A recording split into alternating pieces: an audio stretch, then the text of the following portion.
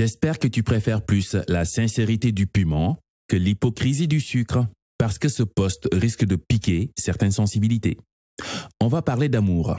Enfin, ce que la majorité prétend être de l'amour, qui, à mon sens, n'est que de la mendicité affective entre personnes majeures complètement malades.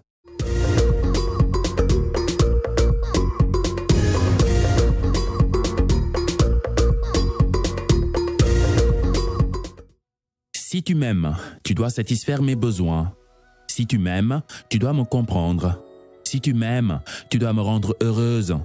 J'ai même entendu une fois, si tu m'aimes, tu dois lire dans mon regard, dans mes pensées, dans mes gestes. What the fuck? Écoute, si on a besoin de l'amour de notre conjoint ou conjointe pour être en paix avec nous-mêmes, pour nous sentir exister, pour être bien dans notre peau, de deux choses l'une. Soit on est complètement débulus, et dans ce cas, on doit être assisté avant de prendre une décision, car on n'est plus en possession de toutes nos facultés, ou soit on est égoïste. Soit on est bête, soit on ne pense qu'à sa petite gueule. Oui, ça pique, je sais, mais il faut bien que quelqu'un le dise.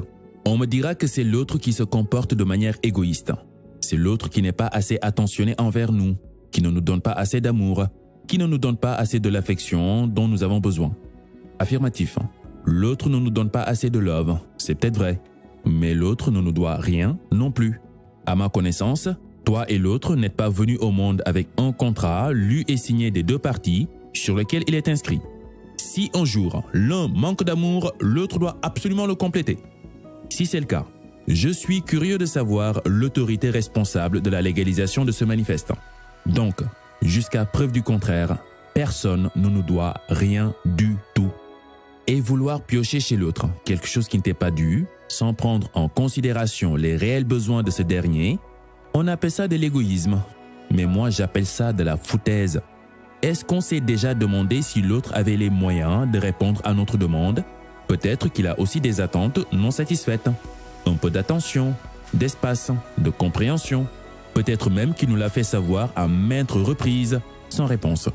Car nous étions trop occupés à vouloir lui pomper de l'amour. Comme je disais plus haut, on ne pense qu'à sa petite gueule.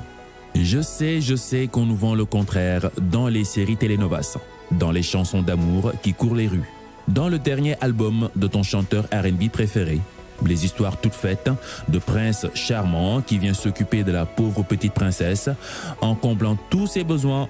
Ça n'existe qu'à la télé. C'est du divertissement. De la bonne dope pour personne qui ne sait pas où mettre les pieds. De la bonne dope d'arnaqueur. D'après toi, quelle est la meilleure technique pour un vendeur de faire revenir un client encore et encore? C'est de rendre le client complètement dépendant de ses produits. Le rendre accro, on est d'accord. Ce qui fait que le but de ces médias mainstream, c'est de continuer à alimenter notre dépendance à tout et n'importe quoi, en jouant sur nos manques affectifs, émotionnels, financiers, pour que l'on puisse rester un consommateur fidèle et assidu. Pourquoi il y a autant de chansons soi-disant romantiques, d'après toi, surtout de nos jours? Pourquoi le premier imbécile qui tombe sur un micro va venir nous chialer ses problèmes affectifs à la télé? Pourquoi ils vont pas directement consulter un psy pendant qu'on y est? Parce que la mendicité affective fait tourner le business. Plus il y a du monde qui chiale, plus les arnaqueurs s'en mettent les poches. Personne ne te parlera de responsabilité, de comment reprendre le contrôle de ta vie, comment reprendre ton autonomie, comment être bien dans ta peau, sans raqueter de l'amour à quelqu'un. Personne. Mais moi je te le dis, parce que je n'ai pas envie de participer à un suicide collectif. Et parce que tu vaux mieux que ça. Tu vaux mieux que manger l'amour chez l'autre pour te sentir bien.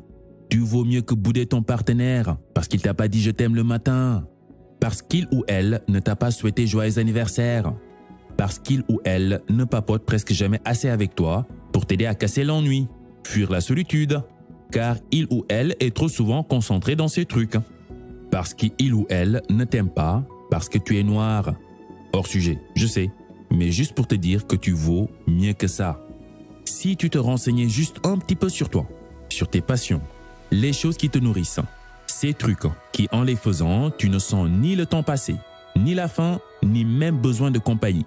Identifie ces choses-là, clarifie-les, car c'est ça qui te comblera en toute autonomie. Je te laisse avec cette histoire qui date du commencement. Une cellule mâle, spermatozoïde, qui après avoir sprinté environ 16 km à son échelle, rencontre une belle petite cellule femelle, ovule, qui vaquait à ses occupations.